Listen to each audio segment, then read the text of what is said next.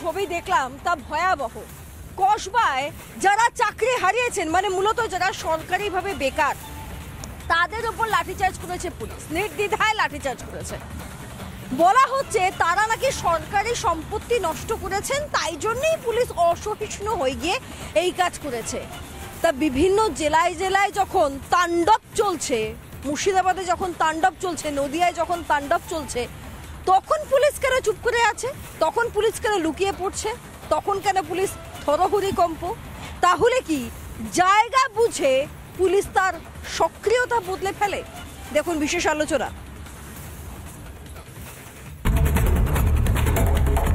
নমস্কার, আমি ময়ূখ রঞ্জন ঘোষ। বাঙালি আগে বীরপুরুষ কবিতার কথা শুনেছিল, অর্থাৎ মনে করো যেন বিদেশ ঘুরে মাকে নিয়ে যাচ্ছি অনেক দূরে, রবীন্দ্রনাথ ঠাকুরের বীরপুরুষ কবিতা। বাঙালি এখন বীর পুলিশ। সেই বীর পুলিশ কবিতা শুনবে সুবোধ সরকার নিশ্চয়ই লিখবে। বীর পুলিশ কবিতা, যে কবিতা সুবোধ সরকার নিশ্চয়ই মাননীয়ার আশেপাশে ঘোরাঘুরি করতে করতে যখন এপাং ওপাং ঝপাং আমরা সবাই ড্যাং ড্যাং এই শব্দবন্ধগুলো চাকরি প্রার্থীদের শোনানোর ভাবনা হবে, ঠিক সেই সময় হয়তো সুবোধ সরকার নতুন করে বীর পুলিশ কবিতা শুনবে বা শোনাবে। বাংলার পুলিশ যারা প্যালেস্টাইনের পতাকা ওড়াচ্ছে, যারা সংবিধান মানব না বলছে, তাদের সামনে নতজানু হয়ে যাচ্ছে। আবারও বলছি, এই পুলিশ, বাংলার পুলিশ যারা জেহাদি, তাদের সামনে হাঁটু কেড়ে বসে। মুর্শিদাবাদে যখন এই ঘটনাগুলো ঘটছিল, তখন বাংলার পুলিশের দম হয়নি, পুলিশ মন্ত্রীর দম হয়নি এদেরকে অভিষেক বন্দ্যোপাধ্যায়ের কথায় একদম কপালের মাঝে গুলিটা মারা। দম হয়নি। বাংলার পুলিশ এতটাই কাপুরুষ। শুধু প্যালেস্টাইনের ছবি, সংবিধান মানব না, মুর্শিদাবাদে বসে, মুর্শিদাবাদে দাঁড়িয়ে কিছু জেহাদি তারা বলছে সংবিধান মানব না। মমতা বন্দ্যোপাধ্যায়, আপনার যদি সামান্যতম লজ্জা থাকে, আপনি বা আপনার প্রশাসন কমপ্লিট ফেলিওর। এখানে ডাক্তার মার খায়, এখানে শিক্ষক মার খায়, এখানে জেহাদিরা তারা প্যালেস্টাইনের পতাকা ওড়ায় এবং তারা সংবিধান মানব না এই কথা বলার পরেও তাদেরকে গ্রেপ্তার করা হয় না। সংবিধান মানব না, মামার বাড়ির আবদার নাকি আলবাত মানতে হবে। যারা মানতে চায় না তারা পাকিস্তানে চলে যাক, যারা মানতে চায় না তারা প্যালেস্টাইনে চলে যাক। মমতা বন্দ্যোপাধ্যায়, দুধেল গাইদেরকে আপনার এই তোষণ করা, আপনার এই বাবা বাছা করা, এটা প্লিজ বন্ধ করুন। আমি চ্যালেঞ্জ করছি সেই সমস্ত তৃণমূল নেতাকে যারা বাধ্য হন মমতা বন্দ্যোপাধ্যায়ের জন্য লুকিয়ে লুকিয়ে জবাব চায় বাংলা দেখতে। আমি চ্যালেঞ্জ করছি তাদের, তৃণমূলের নেতাদেরকে। আপনাদের তো বিশাল দম, আপনারা শিক্ষক পেদাতে পারেন, আপনারা পারবেন মুর্শিদাবাদে গিয়ে সংবিধান মানছি না, মানব না যারা বলছে তাদেরকে এভাবে মেরে আসতে। আজ যেভাবে মমতা বন্দ্যোপাধ্যায়ের পুলিশ শিক্ষকদেরকে মারল, পারবেন না, দম নেই, হাঁটু কেঁপে যাবে। অভিষেক বন্দ্যোপাধ্যায় বলেছিলেন না, যারা পুলিশের গাড়ি পোড়ায় তাদেরকে কপালে, কি সুন্দরভাবে অভিষেক বন্দ্যোপাধ্যায় বলেছিলেন, আমি হলে একদম কপালের মাঝে গুলি করতাম, বলেছিলেন না অভিষেক বন্দ্যোপাধ্যায়। অভিষেক বন্দ্যোপাধ্যায়ের কোনো প্রতিক্রিয়া পাওয়া যাচ্ছে না। অভিষেক বন্দ্যোপাধ্যায় বোধহয় জেহাদি এবং দুধেল গাই এই শব্দটাকে খুব সিরিয়াসলি নিয়ে ফেলেছেন। পুলিশ আমাদের বাংলাতে কোনো স্ক্রিপ্ট মানে না।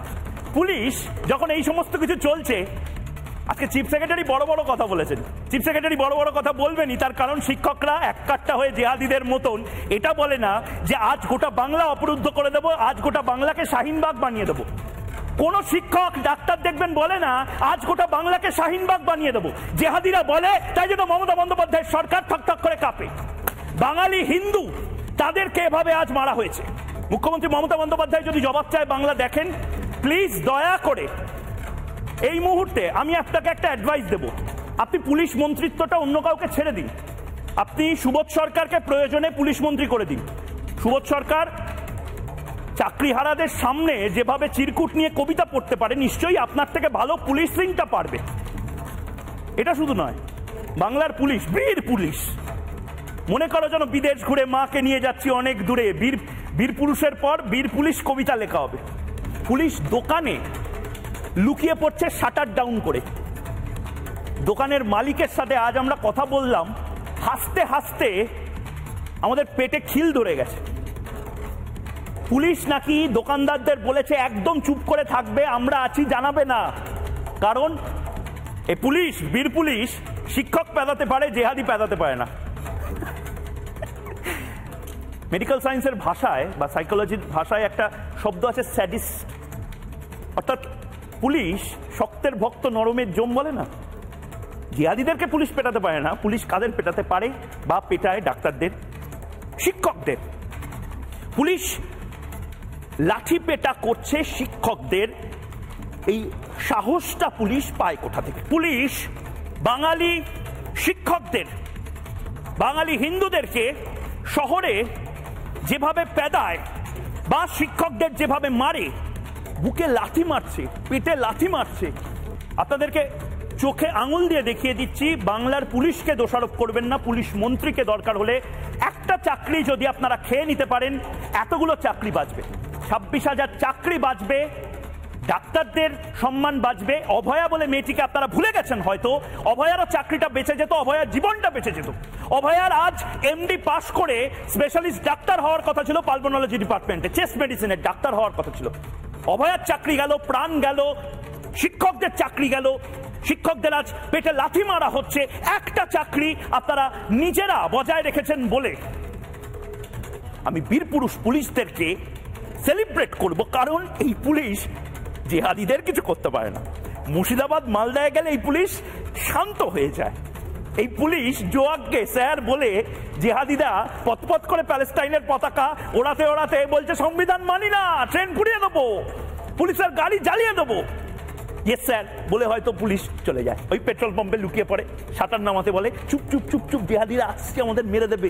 আর যত মাস্তানি পুলিশের এই শিক্ষকদের পেলে। কেন ভাই? বাংলার পুলিশ যদি কাজ না করতে পারে বলে দিক, নবান্নতে বসে থাকবে, ভবানী ভবনে বসে থাকবে, সেন্ট্রাল ফোর্স আসবে, মিলিটারি আসবে, বাংলাকে সামলাবে, আপনারা বেতন পাবেন, দিয়েও হয়তো পাবেন, বলে দিক সেটা। বুকে গুলি করার কথা বলছে শিক্ষকেরা, জেহাদিরা দাপিয়ে বেড়াচ্ছে বাংলায়, শিক্ষকেরা বলছে আমাদের বুকে গুলি করুন। শিক্ষকেরা বলছে আমরা বাধ্য হয়ে এবার বোমা বানাবো, আমরা বাধ্য হয়ে মাওবাদী হব। এটা আমার বাংলা হতে পারে না। মমতা বন্দ্যোপাধ্যায়ের একার জন্য গোটা বাংলা আমরা চিতায় তুলতে পারি না। যারা এই মুহূর্তে আমার সঙ্গে রয়েছেন শিক্ষক, সম্মানীয় শিক্ষক, এবং আমি যেটা অপছন্দ করি যে ডেজিগনেশন বা যে পরিচয় দিতে, চাকরি হারা, কারণ চাকরি চলে যাচ্ছে, পরে আবার চাকরি পাবে। চাকরি হারা বাংলা মিডিয়াতে কিসের ডেজিগনেশন হতে পারে? কিন্তু মমতা বন্দ্যোপাধ্যায় বাধ্য করছেন কিছু শিক্ষিত ছেলে মেয়ে, এমএ পাস করেছেন, বিএ পাস করেছেন, অনেকে হয়তো বিএড করেছেন, এমফিল করেছেন, শিক্ষিত ছেলে মেয়েদেরকে আমরা চাকরি হারা, ট্যাটুর মতন চাকরি হারা বলে সম্বোধন করব কেন? কিন্তু বাধ্য হচ্ছে আমি তাদেরকে পরিচয় করাতে। প্রতাপ রায়চৌধুরী আক্রান্ত, আমার সাথে রয়েছে রজত হালদার, গ্রেপ্তার করা হয়েছে কিসের জন্য? দেশদ্রোহিতার জন্য। কিসের জন্য? চাল চুরি করার জন্য, কয়লা চুরি করার জন্য নয়। পুলিশ এবং পুলিশ মন্ত্রীকে প্রশ্ন করতে শিখুন, নয়তো অনেকগুলো প্রশ্ন হারিয়ে যাবে। রজত হালদারের পাশে মানিক হালদার এই মুহূর্তে রয়েছেন, আক্রান্ত, চাকরিহারা, শিক্ষক, শিক্ষিত বেকার, সদ্য চাকরি চলে গেছে। কি বলবো? মমতা বন্দ্যোপাধ্যায়ের অপদার্থতার শিকার, কি বলবো, কি পরিচয় দেবো? রজতবাবু ক্ষমা করবেন আমাকে, সাংবাদিকতা পেশায় যখন এসেছি একেবারে বিভিন্ন প্রশ্ন করাটা আমার কাজ, কিন্তু আমি জানতে চাই আপনাকে, মানে কোথায় কোথায় মেরেছে, কি হয়েছে, একটু যদি বাংলার মানুষকে বলেন। দেখুন, প্রথমে আমরা শান্তিপূর্ণভাবে ওখানে ডেপুটেশন দিতে গিয়েছিলাম এবং আমাদের ডিআই অফিসে তালা ঝোলানো কর্মসূচি ছিল এবং এটা রাজ্যের সমস্ত ডিআই অফিসে। কিন্তু আশ্চর্যজনকভাবে দেখলাম আমরা যখন ডিআই অফিসে গেলাম, সেখানে একদল পুলিশকর্মী আমাদের উপর, নিরস্ত্র শিক্ষক শিক্ষিকাদের উপর লাঠি নিয়ে আঘাত করলেন এবং সবচেয়ে আশ্চর্যজনক ব্যাপার, একজন পুলিশকর্মী জুতো দিয়ে লাথি মারলেন আমাদের এক সহকর্মীকে। আমি চিফ সেক্রেটারি কিন্তু বলছেন মৃদু লাঠিচার্জ করা হয়েছে, ওই পালক দিয়ে একটু হাত বুলিয়ে দেওয়া যেরকম হয়, এমনভাবে রাজ্যের মুখ্য সচিব বলছেন, এমনভাবে লাঠিচার্জ করেছে যে আমি এই স্টুডিওতে পর্যন্ত হেঁটে আসতে পারছিলাম না। মহিলা পুলিশ কর্মী তো খুব কম সংখ্যক ছিল এবং মহিলা আমার যে সহকর্মীরা ছিলেন তাদের উপরেও পর্যন্ত নির্মমভাবে অত্যাচার করে। আমার খারাপ লাগছে, রাজনৈতিক ব্যক্তিত্বরা, বিরোধীরা বলেন, শঙ্কর ঘোষ এই মুহূর্তে রয়েছেন, যে মমতা বন্দ্যোপাধ্যায়কে যারা বিশ্বাস করে, যারা তার আশ্বাসে সন্তুষ্ট হয়, তারাই কোনো না কোনোভাবে ফাঁসে বা তারা কেস খায়। মানিক হালদার, আপনিও কি মার খেয়েছেন? মানে আমি বাধ্য হচ্ছি এই কথাগুলো বলতে, মানে ফেলে মারা যাকে বলে, আপনারা কি কয়লা চুরি করেছেন, গরু চুরি করেছেন, কি করেছেন? পুলিশ এত ক্ষেপে গেল কেন আপনাদের উপর? জেহাদি নাকি আপনারা? প্রথমে বলি, আমার একটু গলাটা ধরে গেছে আর কি। তো আমি পিসিআরকে বলবো আপনার জন্য গরম জলও পাঠাতে। এটা রাজ্যের কাজ, রাজ্য পুলিশের কাজ, কিন্তু তারা সম্মান না দিলেও আমরা শিক্ষকদেরকে সম্মান দিই। পিসিআরকেও বলবো একটু গরম জল, চা আপনি একটু খেতে খেতে কথা বলুন। তো আমরা যোগ্য শিক্ষক এবং শিক্ষাকর্মী সকলে মিলে সমবেত হয়েছিলাম জাস্ট একটা ডেপুটেশন দেওয়ার জন্য ডিআই অফিসে। কিন্তু পুলিশ যে এত ভয়ঙ্কর হতে পারে, যে তাদের যে হুঙ্কার, তাদের যে লাঠির যে তোলার যে এটা, মানে আমাকে তো মারলো, আমি জাস্ট ঠেকাতেও গিয়েছিলাম। না, এটা কি আপনাকে মেরেছে এখন? মানে একটু কিসে, মানে এই আপনি কি আপনারা সিরিয়াসলি? একদম একদম, এই তো এখানে, মানে এখান থেকে একদম, মানে 4 থেকে মানে ফেলে মারা যাকে বলে, একদম একদম।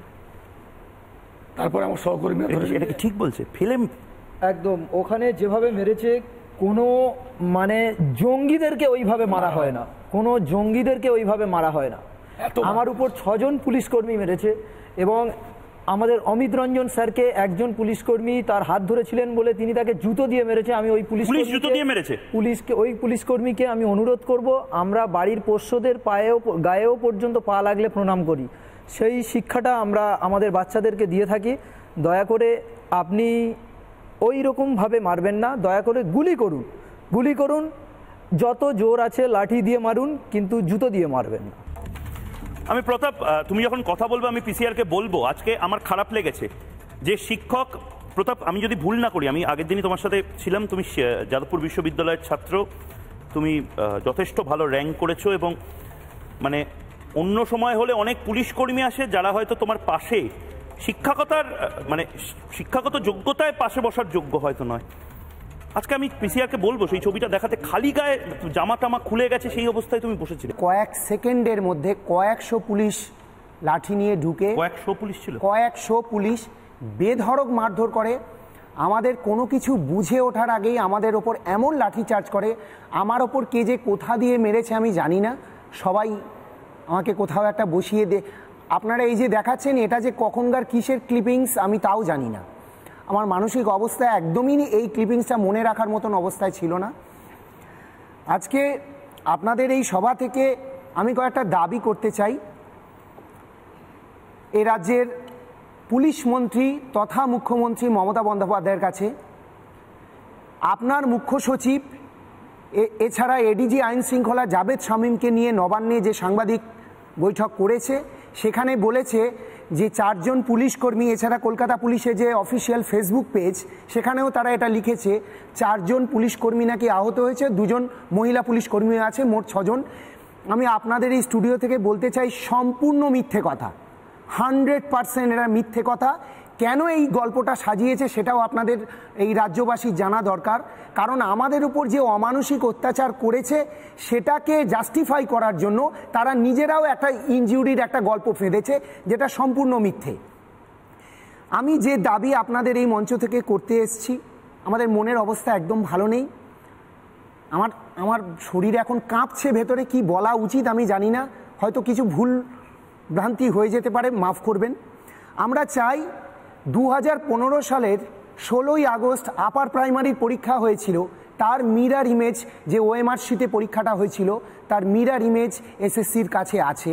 তার 1 বছরেরও বেশি পরে নভেম্বর এবং ডিসেম্বর 2016 সালে এই যে আমাদের প্যানেলটা বাতিল হলো, তার মিরার ইমেজ নেই কেন? তার মিরার ইমেজ আছে। এই রাজ্যের বা এই দেশের কোনো না কোনো গোপন কুঠুরিতে এখনও সেই মিরার ইমেজ আছে। মুখ্যমন্ত্রীর কাছে আমার করজোড়ে নিবেদন, আপনি নেতাজি ইন্ডোরের সভা থেকে বলেছেন সুপ্রিম কোর্টের কাছে বৈধ অবৈধ বা যোগ্য অযোগ্যদের তালিকা চাইবেন, সে তালিকা আপনার কাছেই আছে, সে তালিকা সিবিআই ইতিমধ্যেই পাবলিক ডোমেনে নিয়ে এসছে, সকলের কাছে আছে। আপনি সেই তালিকা নিয়ে সুপ্রিম কোর্টে যান, এবং কলকাতা হাইকোর্টের যে রায় ছিল যে প্রত্যেকের ওএমআর শিট স্কুল সার্ভিস কমিশনের অফিসিয়াল ওয়েবসাইটে প্রকাশ করতে হবে অবিলম্বে, আগামীকাল বা আজ মধ্যরাতে হলেও সেটা প্রকাশ করুন। এখনো কি অযোগ্যদের লিস্ট প্রকাশ হয়নি? এখনো পর্যন্ত অফিসিয়াল, কারা যোগ্য কারা অযোগ্য এখনো পর্যন্ত সুপ্রিম কোর্টে সেটা জমা দেওয়া হলেও অফিসিয়াল ওয়েবসাইটে এখনো দেওয়া হয়নি। আমরা জানি না কে কত বান্ডিল কাকে দিয়েছে, কার ভয় উনি পাচ্ছেন যে সুপ্রিম কোর্ট বলে দেওয়া সত্ত্বেও যে ওই ব্যক্তিরা টাকা ফেরত দেবে এবং পরীক্ষায় বসতে পারবে না, তা সত্ত্বেও ওই ব্যক্তিদের এখনো তালিকা প্রকাশ করছে না? আমরা জানি না এর পিছনে কি চক্রান্ত। এই রাজ্যের সামগ্রিক শিক্ষা ব্যবস্থার স্বার্থে আপনারা পথে নামুন, আমরা পথে নামবো। আর একটা কথা জানিয়ে রাখি, কোন রকম প্লিজ আমায় বলতে দিন, আমার একটা আপিল আছে। আমি বাকিদের অডিও ডাউন করছি, বাকিদের অডিও ডাউন করছি। রাজ্য কিভাবে সাথে আছে চাকরি প্রার্থীদের এবং শিক্ষকদের আমরা দেখেছি, এবং আবারও বলছি, বাংলার মানুষকে বলছি, এই পুলিশ, এই এসআই, এই ইন্সপেক্টর যারাই থাকুক না কেন, আসলে এদের মাথায় আছে পুলিশ মন্ত্রী, অপদার্থ পুলিশ মন্ত্রী। ছোট্ট বিরতি নিচ্ছি, বিরতির পর ফিরে আসছি মানুষের কথা বলতে, সঙ্গে থাকুন।